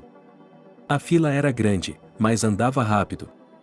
O professor provavelmente era um verdadeiro showman. 10 minutos eram suficientes para que ele desse o veredicto final. No entanto, quando ele chegou até ela, e Maria começou a contar ao nobre de cabelos grisalhos como John estava se sentindo agora, e tentou fazer perguntas que a preocupavam, o professor a interrompeu com um gesto. Ele estava folheando as anotações que Maria havia trazido, repassando os resultados dos testes, mas o fazia rapidamente, como se estivesse embaralhando cartas. Você já deve ter percebido, ele olhou para Maria, que seu filho nunca vai andar. Na verdade, os efeitos das lesões se tornarão mais pronunciados com o tempo. Se quiser saber o prognóstico, prepare-se para que seu filho viva por cerca de 5 anos. E nada pode ser feito? A voz de Maria tremeu, e se conseguirmos dinheiro, iremos para o exterior para fazer o tratamento. Não seja ridículo. Por que você tem tanta esperança nessas clínicas estrangeiras? Recentemente, uma mãe levou uma criança quase sem esperança para lá. Eles levaram cerca de 10 mil de nosso dinheiro apenas para lhe dar uma dieta. E os exames, e o tratamento. Você tem tantos conhecidos ricos que espera arrecadar milhões? E essa criança foi trazida até nós para morrer de qualquer maneira? Chame o próximo, por favor. Maria voltou a andar. Ela não conseguia se imaginar entrando no transporte público com aquela cara. Era difícil andar. Muito difícil. Suas pernas não a ouviam. Então, por algum motivo, seus olhos viram um homem sem teto. Ele ainda era jovem e não tinha pernas. Nesse dia excepcionalmente frio, ele estava apoiado em seu carrinho contra a parede da casa. Ele estava usando apenas uma panturrilha, sem jaqueta, nem mesmo um moletom. Maria tirou a carteira e colocou uma nota na tampa no chão, ao lado do carrinho. Antes disso, havia apenas pequenas moedas ali. Mas valeu a pena dar alguns passos para trás, pois o vagabundo atrás dela lhe disse: vá para um vilarejo chamado. Eles a ajudarão lá. Maria parou e só então se virou lentamente. O que você disse? Ela perguntou novamente. Ele repetiu o nome do vilarejo. Como você sabe que eu, e ela escolheu as palavras. Você cheira a morte, disse ela, vá embora. Não há outra saída. O que você está tramando? Leslie perguntou à neta. Se ele apagar as fronteiras entre os mundos, talvez ele não apenas me deixe falar com ele. Julia falou exatamente para si mesma, não tenho outra vítima para ela. Sou apenas eu. Há quanto tempo você está pensando nisso? Assim que eu soube que John tinha ido embora, disse Julia. A garota ficou em silêncio por um momento. Então ela disse, olhando a avó diretamente nos olhos, e não vou pedir sua permissão. E não vou deixar que a senhora me prenda ao ponto. Leslie manteve o olhar fixo. Não há como impedi-la nesses assuntos. Julia achou que tinha ouvido errado.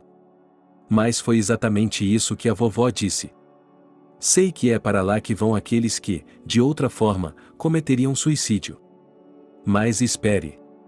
Dê tempo a você mesmo. Porque não há nada que você possa fazer depois. Você tem apenas 20 anos. Você não acha que vai amar outra pessoa?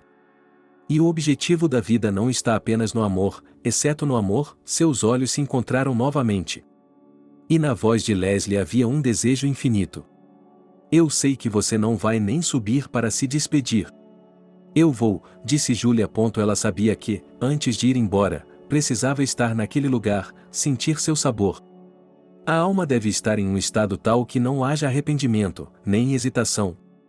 Estranhamente, agora parecia a Julia que a coisa mais amarga para ela seria o fato de não haver nada na caverna, apenas paredes de pedra. Se toda a história fosse uma farsa, uma lenda. E não havia mais nada a esperar. Apenas que eles encontrariam John depois que seu próprio prazo tivesse passado. Julia se levantou cedo e, até a hora do almoço, fez o trabalho doméstico com sua avó, tentando acalmar a velha. Como se quisesse lhe dizer que hoje não. Mas depois do almoço, quando sua avó foi para a cama e adormeceu, a garota partiu. Ela queria deixar o vilarejo sem que ninguém percebesse, para que ninguém perguntasse aonde ela estava indo, para que ninguém a impusesse como companheira de viagem. E Julia conseguiu. A floresta começava quase imediatamente após o vilarejo, e a garota entrou nela não sem receio. Mas, apesar de ter passado tanto tempo sem estar aqui, Julia começou a reconhecer caminhos familiares que havia percorrido tantas vezes em sua infância, e até mesmo árvores individuais. A macieira selvagem, em cujos galhos era tão confortável sentar-se com seus amigos. Um arbusto espesso onde eles faziam uma ocasião para si mesmos. Elas esperavam pela chuva e adoravam contar histórias assustadoras umas às outras. Julia era melhor em contá-las. A garota sorriu levemente, mas era um sorriso amargo. Há um carvalho ali, e ele tem uma espécie de buraco na parte inferior do tronco. Eles o usavam como caixa de correio. E não mandavam apenas bilhetes, mas também doces. Tudo ao redor estava tão silencioso, iluminado pelo sol da tarde, que parecia não haver espaço para o sobrenatural. O som do rio já podia ser ouvido. Todos os anos, na primavera, a água sobe tanto que não é possível reconhecer esse pequeno e tranquilo rio. Lá, onde fizemos um piquenique no verão, tudo está inundado e, se você ainda estiver caminhando com botas de pesca de cano alto, tome cuidado, o fundo está prestes a se romper bruscamente e a profundidade ainda será aquela. Primeiro as margens íngremes, depois o leito normal do rio. E, de vez em quando, rangendo, um após o outro, como vagões de trem, blocos de gelo flutuam por trás da curva. Agora, reconhecendo lugares familiares, Júlia temia ter visto o que sua avó havia dito sobre algum animal dilacerado. Quanto mais ela caminhava, mais medo tinha, e se, de repente, uma mulher em trapos pretos corresse até ela também? Que bobagem! Disse Júlia para si mesma. Em primeiro lugar, isso não acontece há 1000 anos. Em segundo lugar, você quer conhecê-la. E, por último, ela não pode simplesmente destruí-la, mesmo que você esteja disposta a se sacrificar. Uma mulher negra tem que dar algo em troca ao sacrifícios. Ela se lembrou dos animais da aldeia. Quando Júlia vinha para cá nas férias, ela tratava todos os animais de 4 patas como trataria os cães e gatos na cidade. Era um grande alívio para a menina o fato de sua avó não ter coelhos, porcos, bois, enfim, nenhum animal para ser visto à mesa de jantar. Leslie tinha galinhas e um galo no galinheiro, tão colorido e colorido que parecia algo saído de um conto de fadas para a menina. Seus gritos acordavam Júlia de manhã, mas ela não se irritava com ele por isso. Sua avó também ensinou a neta a coletar ovos, e a menina gostava muito disso. Sua avó tinha uma cabra branca, uma cabra velha sem chifres, tão quieta e sábia que não precisava mais de amigos. A cabra não tirava leite muito bem, mas sempre havia um jarro de leite na geladeira e, durante o verão, com essa comida, ovos, leite, pão e legumes feitos em casa, Leslie literalmente florescia. Certa vez, quando o calendário oriental previa o ano da cabra, uma repórter da cidade chegou com uma câmera. Ela precisava de uma foto para a primeira página. Eles levaram a criança para a casa de Leslie e depois foram todos para o celeiro dos esquilos. A senhora não se esqueceu de pintar os cílios dela? Perguntou a avó vizinha que acompanhava a repórter. A foto de Belka decorou a edição de Ano Novo do jornal. Para Júlia, no verão, todos os animais de sua avó se tornavam amigos. Não era permitido pegar as galinhas nos braços, mas você podia se aconchegar ao lado quente de Belka e contar seus segredos diretamente em sua longa orelha. O cão cinzento Volchó, que nunca se sentava em uma corrente com prazer, acompanhava a menina nas caminhadas. E se as crianças do vilarejo contassem sobre o fato de a fazenda ter abatido uma cabra ou enviado o galo para a sopa, Júlia estava pronta para chorar, e seus novos amigos giravam os dedos no templo, na cidade de Malonaya, e a garota caminhava ao longo da estreita faixa da margem, às vezes tropeçando na água, dobrando curva após curva. De repente, ela estremeceu.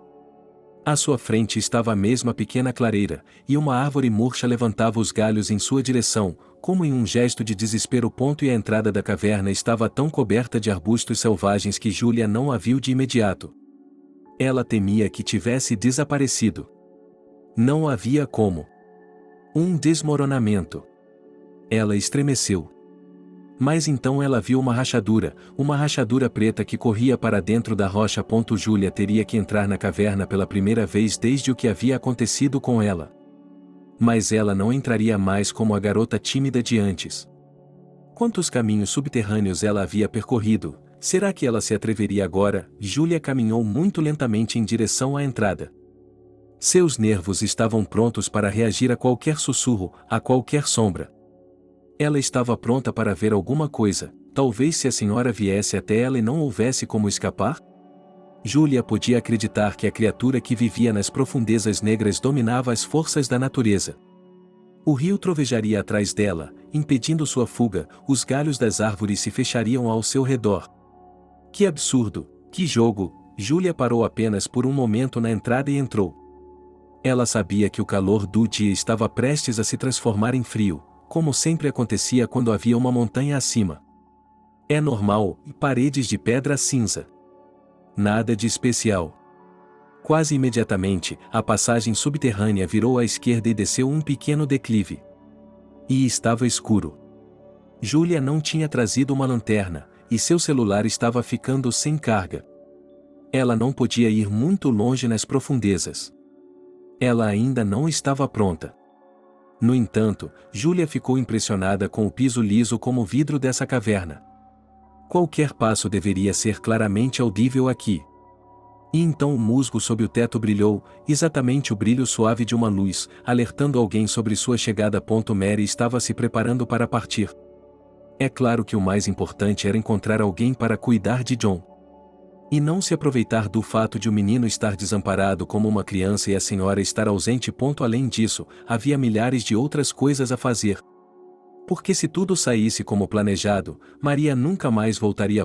John estava incapacitado. Agora, enquanto vivesse, ele receberia uma pensão. Maria vendeu tudo o que podiam lhe tirar. Ela ficou apenas com o que seu filho precisaria. Algumas louças. Roupas de cama. Um álbum de fotos. Ela vendeu todas as suas joias. Embora seja engraçado dizer que ela tinha joias.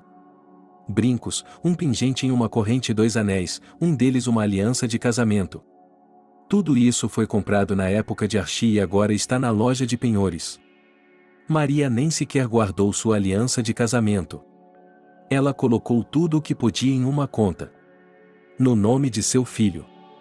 Tudo o que ela deixou foi dinheiro para uma cuidadora. A mulher que vai cuidar do John foi encontrada de última hora. A irmã da vizinha estava procurando emprego. Maria conhecia a vizinha há anos, desde que ela morava na casa. Ela a conhecia e confiava nela. O último dia antes de sua partida foi o mais difícil. Mas todos os problemas tinham acabado. Tudo havia sido decidido, assinado, embalado e guardado. De manhã, Maria foi ao cemitério, ao túmulo de Archie. Durante o funeral, ela não tinha nada para fazer, estava meio morta. E então ela se arrependeu de não ter se preocupado, de não ter comprado um lugar ao lado do marido. Mas havia um lugar em frente, do outro lado da rua, perto de um dos túmulos antigos. E Mary ainda queria ir e ver as autoridades do cemitério antes, para conversar, para comprá-lo deles. Para que um dia ela e Archie pudessem estar perto um do outro novamente. Quase. Ou seria o contrário, que eles se encontrariam em breve. Maria ficou sentada no banco baixo de madeira perto do monumento ao seu marido por um longo tempo. Depois, encostou a cabeça no banco.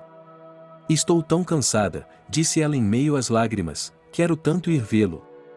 Ajude John. E ela escondeu sua partida iminente do filho o máximo que pôde.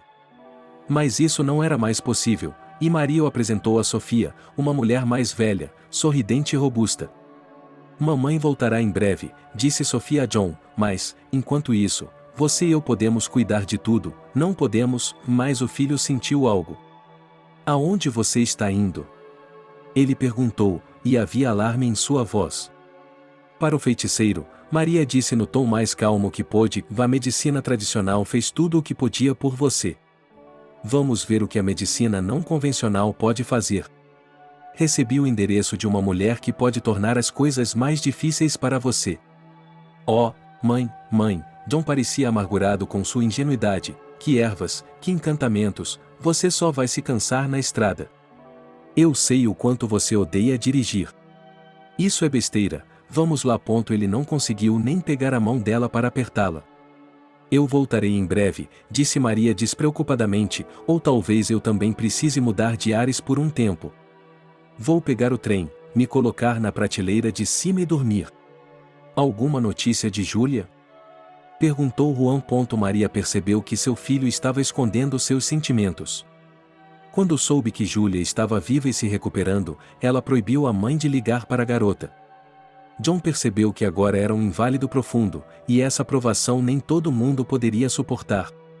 Mas talvez ele tivesse esperança de que Júlia escrevesse ou telefonasse para ele. Mary apenas balançou a cabeça.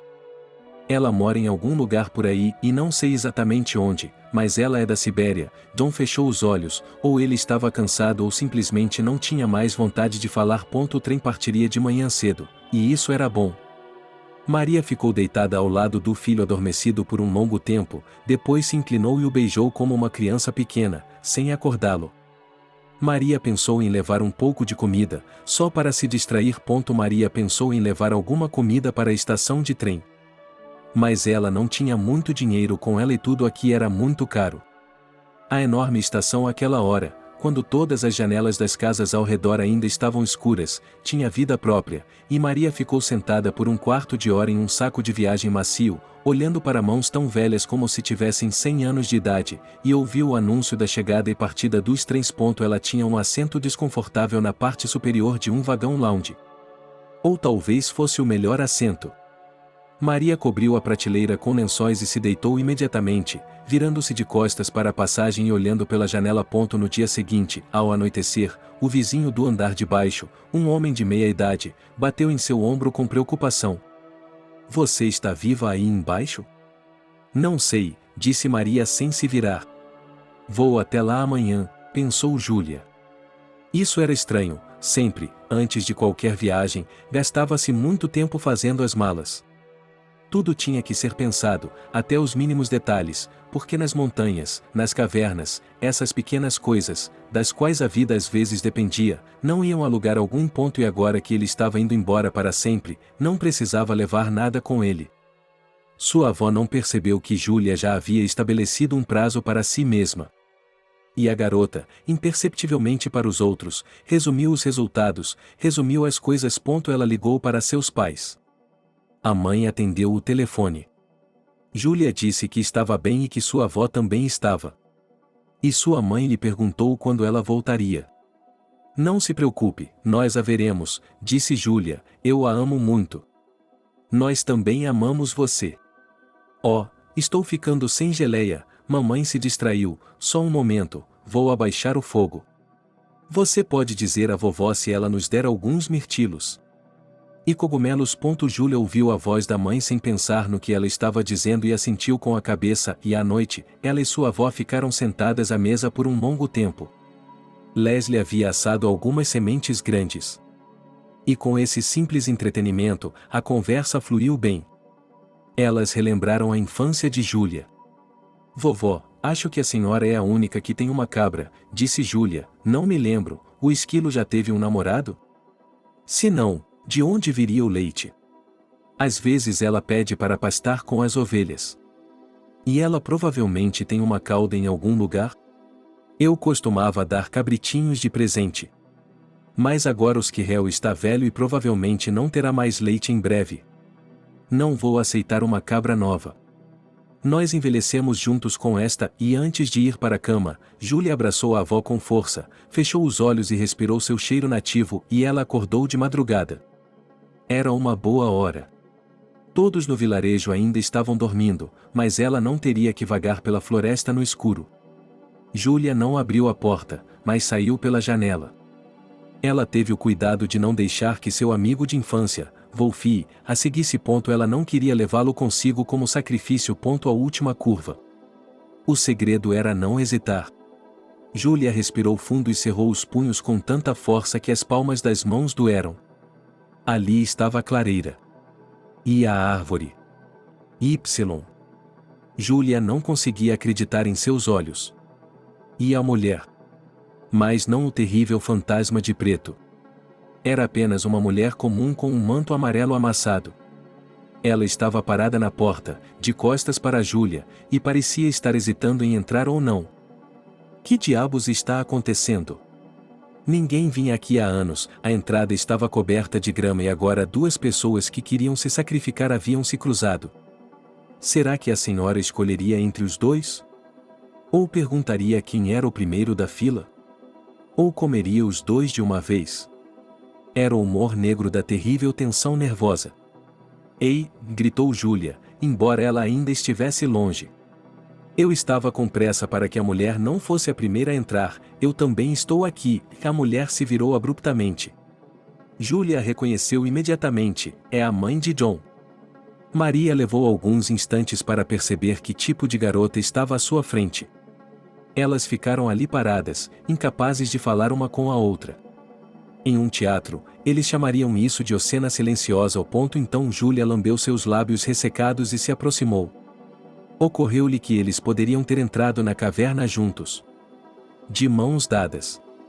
Para dentro da boca da bruxa. Ou para a vida após a morte. Quando ela morreu? Perguntou Júlia. Essa pergunta explicou tudo para a mãe de John. Ele está vivo, disse ela. Júlia balançou a cabeça lentamente. Ele não poderia estar. Ela sentiu que John não estava mais vivo. Então, por que a mãe dele tinha vindo aqui se ele estava vivo? Por que ela tinha mentido para ela? Ele está vivo, mas não tem esperança.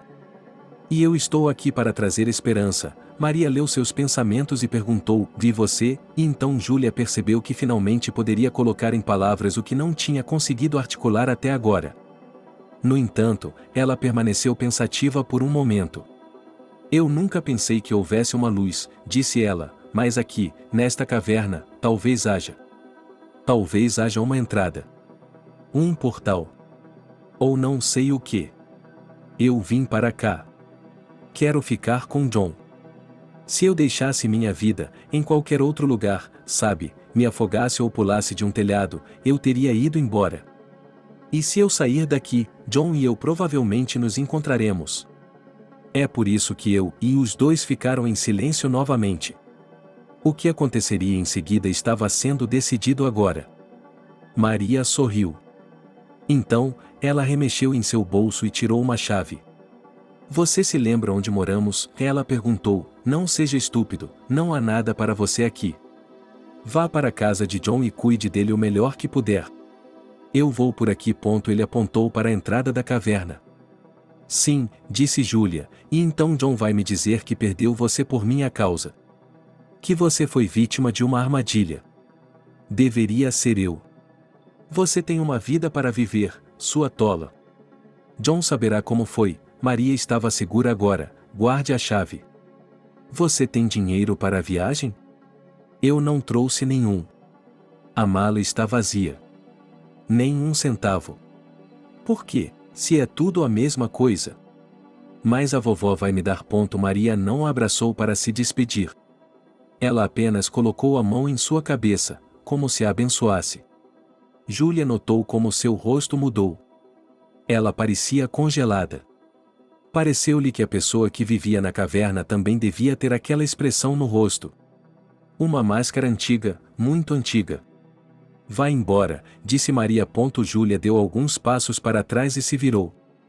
Ela viu a mãe de Juan entrar no vazio negro. Elas nunca mais se viriam. Mas agora Júlia sabia que nem tudo era lenda e ficção. Havia algo no próprio ar. Ele estava eletrificado.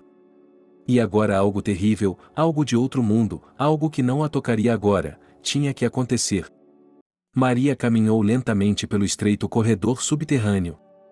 Ela nunca havia entrado em uma caverna antes. A menos que tivesse ido à cidade e houvesse um túnel para o lago. Ela e Archie haviam estado no spa há muito tempo, antes de o túnel ser iluminado. Então, eles simplesmente caminharam no escuro, de mãos dadas e com medo de tropeçar. Apoiando-se um no outro.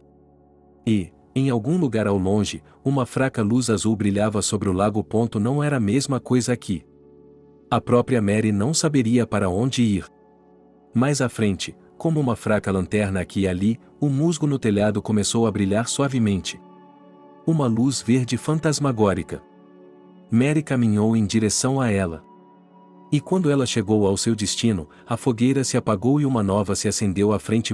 Maria nunca encontraria a saída. Era uma viagem só de ida. E uma viagem muito longa. Ela havia se esquecido do tempo, para que precisava dele agora? Mas pareceu a Maria que mais de uma hora havia se passado desde que ela havia entrado na caverna. E então, assim como ela havia visto o lago à distância, adivinhando-o por seu brilho azul, agora Maria viu uma luz estranha. Sim, era branca, mas de alguma forma, e fora de lugar, ela não sabia como dizer isso. Ela não sabia a melhor maneira de dizer isso. Estranho? Maria percebeu que sua jornada estava prestes a terminar. Ela entrou em uma pequena sala. No centro havia um círculo de placas de pedra e, nele, uma extravagante chama branca como a neve se elevava. Não se podia tirar os olhos de sua brincadeira, do brilho de suas pétalas. Mas se olhássemos ao redor? Não, um véu de ossos secos que não se podia atravessar sem enlouquecer, e isso era uma ficção. Mas havia restos mortais aqui, e Maria se lembrou do ossuário da Boêmia. Nem um grama de carne, apenas ossos cuidadosamente empilhados em padrões, ou símbolos que tinham seu próprio significado, ossos de pessoas. Ou talvez de animais também, e a última coisa que Maria viu foi uma mulher. Uma mulher velha e magra, vestida com um manto preto, como se fosse uma relíquia viva. Ela estava sentada olhando para o fogo com as mãos na cabeça. Parecia não ter forças para se levantar. Achei que ninguém viria aqui, disse a mulher, mas isso acontece o tempo todo. Vim para substituí-la. É isso mesmo, assentiu a anciã, mas por pouco, ela estava economizando suas últimas forças, o fogo precisa de uma alma viva. Só assim ele queimará. Quem é você? Perguntou Maria. Quem era você antes? Você realmente quer saber? É aqui que tudo se torna irrelevante. Antes, eu tinha vida. Agora estou salvando a eternidade. Está vendo como o fogo queima? Isso significa que minha jornada terrena acabou e minha alma já está lá, a velha apontou para a chama, e quando você me suceder, o fogo será pequeno, como uma vela. Mas com o passar dos anos, ele se tornará cada vez mais forte. Mas na terra, eles se esqueceram de você, ninguém vem há anos. Então, quem precisa de tudo isso? Maria hesitou em olhar para a chama, para que ela não a hipnotizasse novamente. É sempre assim. Aquele que deveria assumir o controle chega no último momento. Foi assim que cheguei em minha época. Ali está a velha ama, a velha acenou com a cabeça para o canto da parede onde estavam os ossos mudos, um punhado de tudo. Nós nos revezamos e esperamos. E aqueles que precisam dela, aqueles que precisam de nós, mais cedo ou mais tarde, encontram seu caminho até aqui, encontram-nos. E você os mata, e nenhuma sombra de raiva apareceu no rosto da velha. Eu sei por que você perguntou isso. Um de nós se tornou uma verdadeira fera.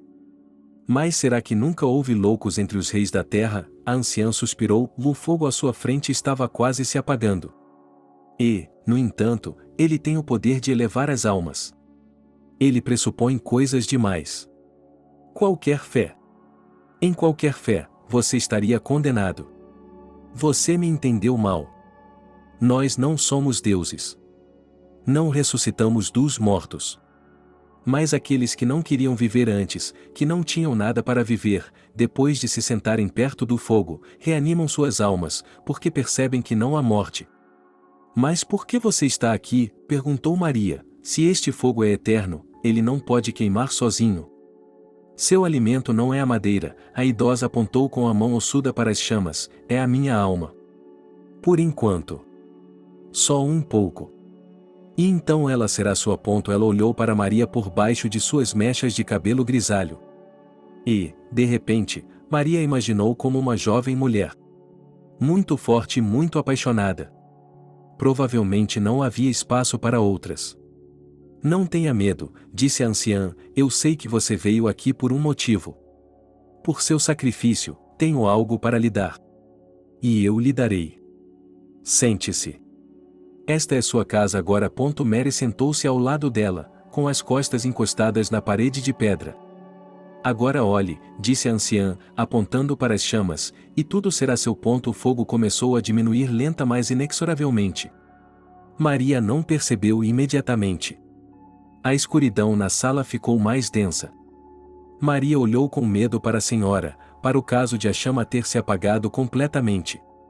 A velha não estava mais sentada, mas deitada ao seu lado, um pássaro morto, um corpo murcho. Agora cabia à nova senhora cuidar do fogo, alimentá-lo com sua alma. Logo ela esqueceria tudo o que havia acontecido em sua vida, todos os seus entes queridos. E os anos se passariam até que outra mulher entrasse na caverna. Uma mulher jovem. E ela diria, eu vim para substituí-la. Mas enquanto a senhora ainda se lembrava. Maria viu seu filho.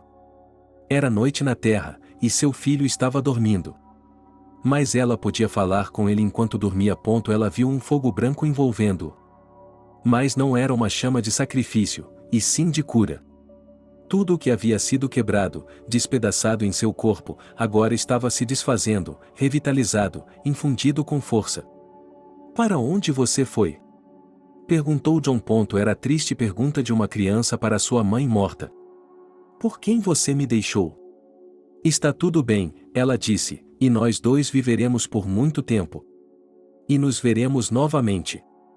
Mas onde eu estou agora, você precisa de mim mais do que você precisa de mim.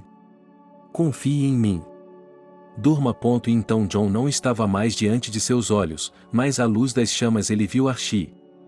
Ele suspirou feliz e aliviado, como se estivesse esperando por ela há muito tempo e ela finalmente tivesse chegado. Você também vai desaparecer agora? Perguntou ela.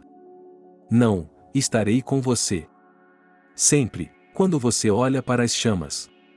Algo me lembra isso, pensou ele, o filme Ghost. A luz branca. Ela estava se esquecendo de tudo agora. Estava se esquecendo rapidamente. Todas as dívidas foram pagas, e até mesmo seu nome logo seria esquecido. Mas havia alguém que ela amava ao seu lado. O sentimento permaneceu, não, ficou mais forte. E era silencioso, como uma chama não queimada que acariciava. Eles, ela e ele, não estariam mais separados na eternidade que os aguardava. O tempo também deixou de ter importância. Se eram horas, meses ou anos. Mas ela sabia que o século que passaria perto dessa chama não seria sem objetivo. Logo uma alma destruída pela dor chegaria aqui, e aqui ela encontraria forças para viver. Lá, no final desse corredor sem fim, o inverno substituiu o outono. Na clareira, sobre a neve, havia apenas rastros de pássaros. Mas chegaria o dia em que uma nova cadeia de pegadas se estenderia até a entrada da caverna, e alguém cruzaria a soleira. Quando Julia saiu da floresta, encontrou alguns pescadores a caminho do rio. Por que você foi tão longe sozinha? Perguntou um deles. E se houver javalis? Ontem eu vi um casal. Não tenho mais medo de ninguém, disse Julia. Aqui o javali vai lhe mostrar como ele é gentil. E Leslie ficou na porta e olhou para a estrada. Seu rosto estava tão cinza quanto a poeira da estrada. Vovó, Julia gritou de longe, está tudo bem. Volte para casa. Vou lhe dar algumas de suas gotas. Eu sinto muito. Eu sinto muito. Elas se abraçaram com força e ficaram ali sem dizer nada, balançando levemente. Julia sentiu sua blusa ficar molhada com as lágrimas da avó. É tudo ficção, disse a garota rapidamente. Ficção e bobagem. Não há nada naquela caverna. E eu não estava correndo nenhum perigo. E hoje eu vou ver o John, porque ele está vivo. A avó apertou suas mãos. Como você sabe? Eu conheci a mãe dele e ela me contou tudo. Julia disse como se fosse a coisa mais comum. Me dê dinheiro para a viagem, sim? Se eu não conseguir passagens para o trem de hoje, vou pedir carona, só isso. Ou vou a pé. Ou vou voar. Em um cabo de vassoura. Leslie esclareceu e riu em meio às lágrimas. Algumas horas depois, quando a neta estava pronta para atravessar a porta de entrada com a bolsa na mão, Leslie lhe perguntou: o que devo dizer a seus pais? Que eu os perdoo. É fácil para mim perdoar agora. E as coisas poderiam ter sido muito diferentes. Mas eu a amo mais do que todos os meus parentes de sangue, vovó. John e eu iremos visitá-la. Espere. Eu também quero ficar por aqui, como todos da nossa família. Sua avó conseguiu encher a sacola com os picles, geleias e ervas que ela disse que o homem doente precisava. Mas Julia nem sequer sentiu o peso de sua bagagem. John não sabia por que sua mãe o havia abandonado e não acreditava em nenhum feiticeiro siberiano de um vilarejo distante. A mãe provavelmente tinha ido a algum médico famoso para uma segunda, terceira ou 10ª opinião. Ela levaria para eles o que restasse do dinheiro. John tinha visto coisas desaparecerem da casa e adivinhou onde. Mas ele não disse nada à mãe porque não podia impedi-la. Agora que ela havia decidido e, no entanto, agora ele precisava dela mais do que nunca, porque estava mais desamparado do que um bebê e terrivelmente solitário. Ele não tinha mais ninguém além de sua mãe. E ela estava longe e não havia como prever quando voltaria. Sofia era gentil, alegre e fazia tudo o que podia para que ele se sentisse bem. Ela fazia bolos, procurava filmes interessantes na TV para John. E acompanhava meticulosamente todas as consultas médicas dele. Ela lhe dava os comprimidos quase minuto a minuto. 2 horas eram 2 horas. No meio da noite, ela colocava o despertador, levantava-se e lhe dava o remédio. Ela nunca tinha preguiça de lavar o doente, trocar os lençóis, deixá-lo confortável. Ela ia até ele várias vezes por noite para ver se ele estava bem. Mas John sabia que, assim que sua mãe chegasse, Sofia iria embora sem olhar para trás. E ele ficaria feliz porque sua mãe lhe pagava bem e o trabalho estava feito. Portanto, ele foi educado e conversou um pouco com a enfermeira, e foi isso. Sem sinceridade. Quase nenhuma reclamação. Ele havia se acostumado a suportar a dor no hospital e agora era um mestre nessa arte. Sua força ainda era baixa, e John frequentemente caía no sono. Mas, por alguma razão, isso sempre acontecia durante o dia e, à noite, ele ficava deitado olhando para a escuridão e tentava lutar contra a saudade, o que, na verdade, não era mais fácil do que a própria dor física. Seu maior medo agora era que sua mãe morresse antes dele, e que ele fosse deixado para trás e fosse um fardo para todos, para estranhos que teriam que cuidar dele por obrigação. E, no estado em que se encontrava agora, ele não poderia nem mesmo colocar as mãos nele. Foi como se Sofia o tivesse ouvido e se aproximado silenciosamente. Vê a 2ª da noite. O que você está fazendo acordado? O que está fazendo de pé? Está doendo.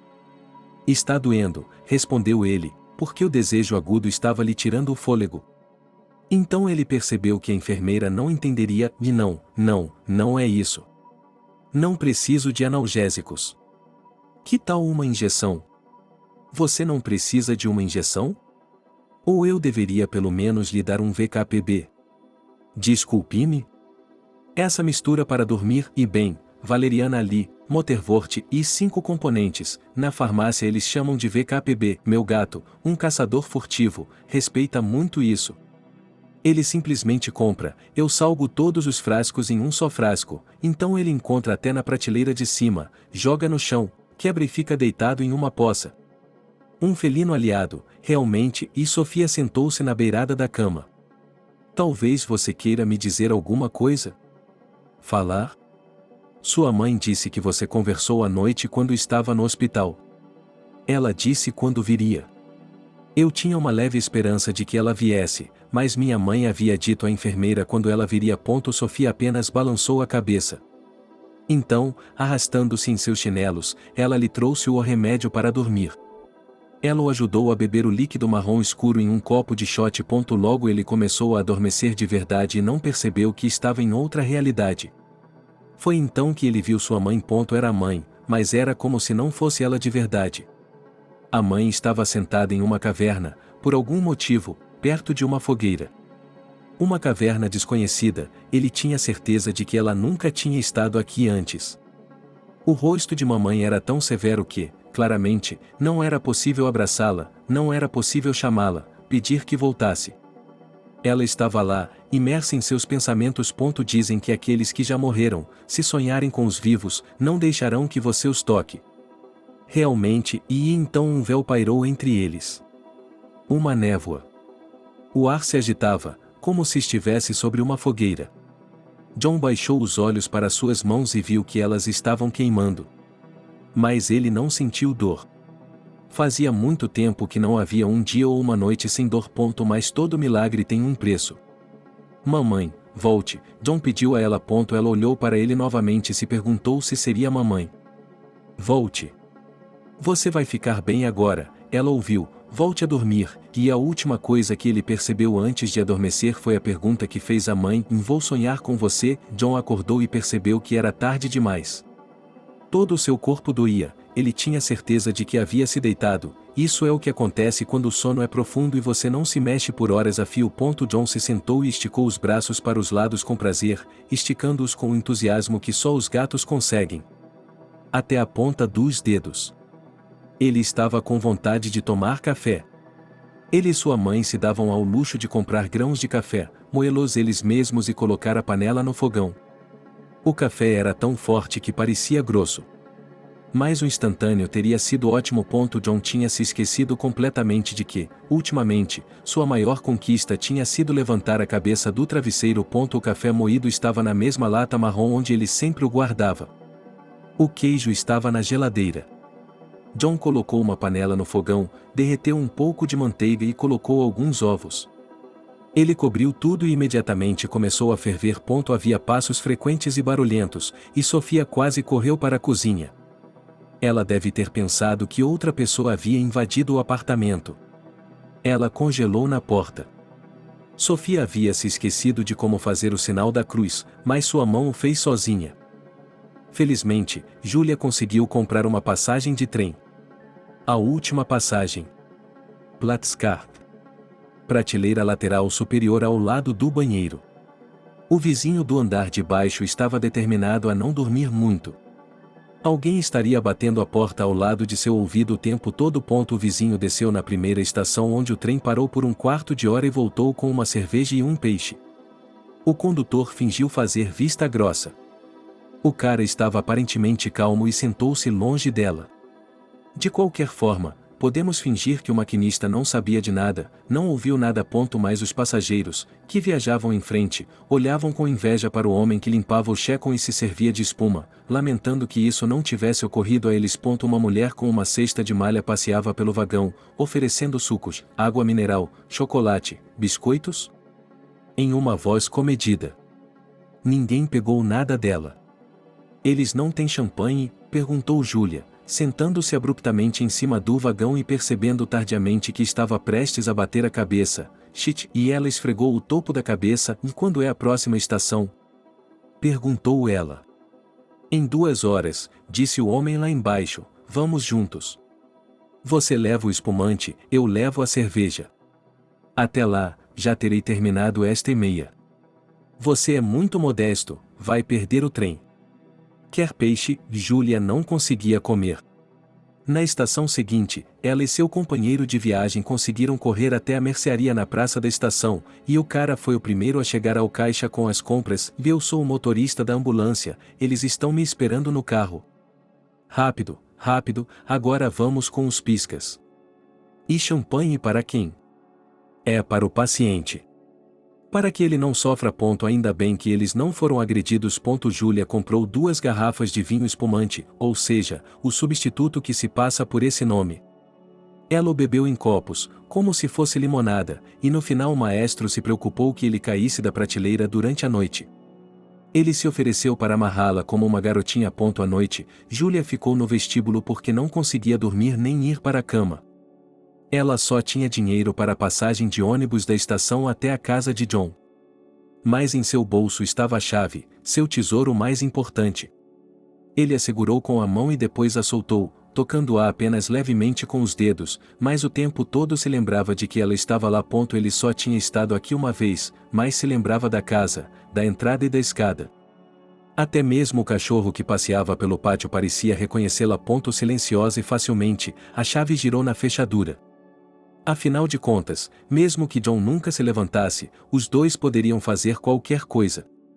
Até mesmo voar com um paraquedas. Ela o seguraria. E o paraquedas flutuaria sobre eles como asas de anjo pintadas. Vivo e bem, John estava no meio da sala, empilhando coisas em sua bolsa. Ele disse, como se tivessem se separado ontem, estou indo ver você. Liguei para seus pais. Eles disseram que você não está aqui, que está na casa da sua avó. Por alguma razão, eles não querem me dar um endereço. Uma vez você me enviou uma carta de lá e eu estava procurando um envelope. Você o encontrou? Não. Mas me lembrei do nome do vilarejo. Acho que vou lá, vou perguntar por aí, eles vão me mostrar onde fica a casa da minha avó. Ouça, disse Julia, estou morrendo de fome. Estou bebendo há 2 dias. Quero dizer, álcool. E quanto a você? Fiquei chocada. De qualquer forma, fui colocar a chaleira no fogo. Havia uma mulher idosa chorando na cozinha. Julia cobriu a porta e, com seus olhos, perguntou a John quem era. Ela estava se arrependendo de ter tido pouca fé em sua vida. E hoje ela percebeu que existe um Deus. Devo ir me juntar a ela? Júlia se perguntou pensativa, e a propósito, aqui, isso é de sua avó. Estou surpresa por ela ter recebido isso. À noite, elas estavam sozinhas no apartamento. Eles se sentaram para tomar chá com geleia de amora. John se lembrava de alguma coisa do passado? Júlia sabia que ele não perguntaria até que falasse. Ouço o vento do lado de fora da janela, disse ele. Quando o vento sopra assim onde a vovó está, sempre acho que vai levar nossa casa até o fim do mundo. E nós nunca estivemos no fim do mundo. Mas já estivemos em outros planetas. Sempre me pareceu que todas essas paisagens que vemos sob a Terra são uma espécie de espaço. Ou outra dimensão. Ou talvez o inferno esteja logo ali na esquina. No meio da noite, Júlia acordou. O vento havia diminuído e John estava dormindo profundamente ao lado dela. Eles se esqueceram de desligar o rádio e, em algum lugar distante, nas profundezas do apartamento, Lucy Boguchevskaya estava cantando Pois é inverno de novo lá com aquele fogo branco. Me deixe no paraíso, no meio do amor, no meio da tristeza. Cantarei para você tudo o que aprender com isso.